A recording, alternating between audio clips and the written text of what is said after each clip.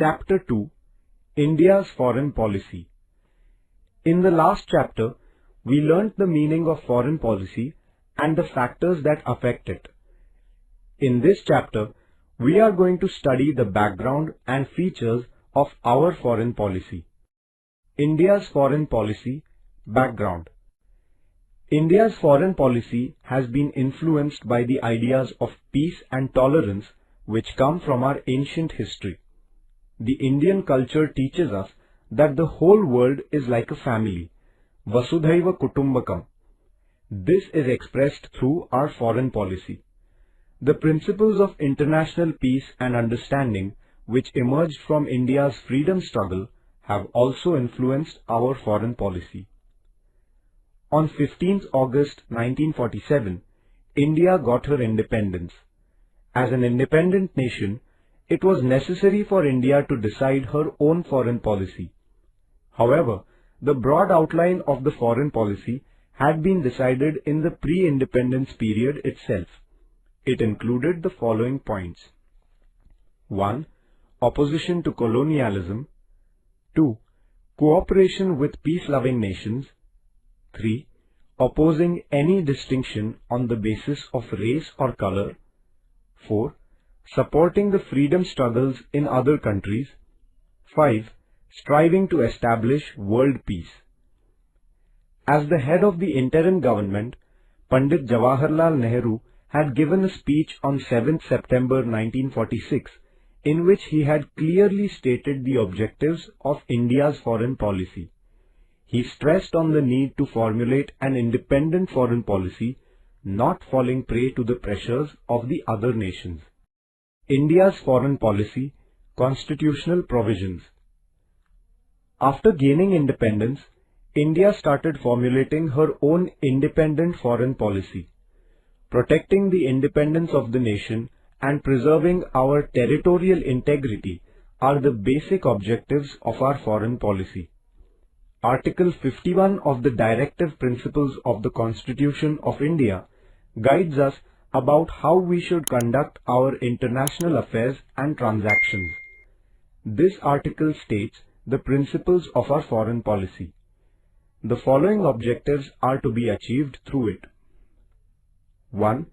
To promote international peace and security. 2. To maintain just and honorable relations between nations. 3. To foster respect for international law. 4. To encourage the resolving of international issues peacefully and through tribunals. Some of the main features of India's foreign policy are as follows. Opposition to imperialism and colonialism. Imperialism means disrespect for the freedom and sovereignty of other nations. It also involves domination of the other countries in different ways to promote one's own national interest. Colonialism is also a kind of imperialism. Some countries conquer the territories of other countries on the basis of their strength and establish their dominance over that region. This is called colonialism. Opposition to colonialism and imperialism is a characteristic feature of India's foreign policy. Preserving international peace. India is committed to the principles of peace. India relies on the methods of negotiation and dialogue to resolve international issues. The nature of India's peaceful policy is constructive. The acceptance of a policy of peace does not mean being passive. Rather, it is a concrete endeavor at establishing peace in the world. The preservation of international peace is the core of India's foreign policy. Focus on preserving friendly relations.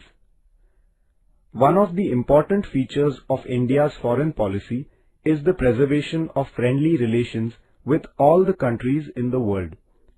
Friendly relations help to increase the cultural, educational and economic give and take between nations. Through the process of helping the other nations in their development, India has focused on preserving the friendly relations. Principles of Panchashil. The principles of Panchashil are the pillars of India's foreign policy. It is a set of norms to resolve international issues through peaceful methods. Pandit Jawaharlal Nehru officially put forth the principles of Panchashil in 1954. These 5 principles are as follows. 1. Mutual respect for the territorial integrity and sovereignty. 2. Mutual non-aggression. 3. Mutual non-interference in each other's internal affairs. 4. Equality and mutual benefit. 5. Peaceful coexistence. The principles of Panchashil highlight the expectation that no country will put any kind of pressure on another country and will not intervene in its ideological, political or economic matters. Non-alignment. Non-alignment does not mean being neutral or indifferent. India's foreign policy is not non-aligned in this negative sense. After the Second World War, Soviet Union and United States of America emerged as the two superpowers. The tense relations between them are referred to as the Cold War. During this period of the Cold War, there was an atmosphere of suspicion and tension in the world. The Soviet Union and the United States of America were both trying to pull the newly emerging independent countries into their camps.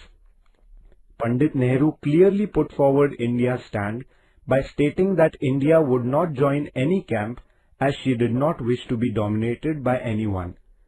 Rather, she hoped for cooperation from all countries. This stand of independence and peace taken by India in the context of the Cold War is known as the policy of non-alignment. Thus, non-alignment is another remarkable feature of India's foreign policy. The non-aligned movement.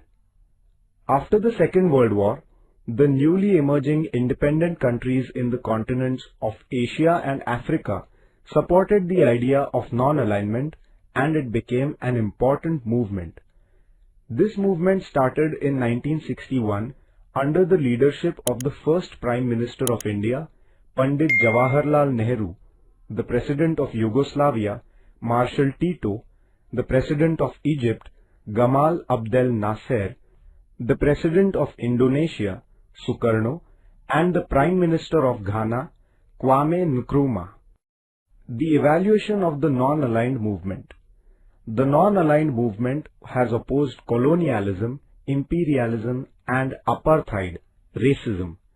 It has encouraged the use of peaceful methods in resolving international disputes. India led this movement under the guidance of Pandit Jawaharlal Nehru. Subsequently also, India has been actively supporting the movement.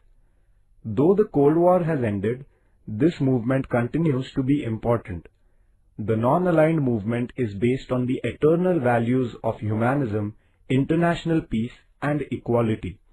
It motivated the less developed countries to come together. Also, it gave a new confidence to such countries to stand with dignity in international politics.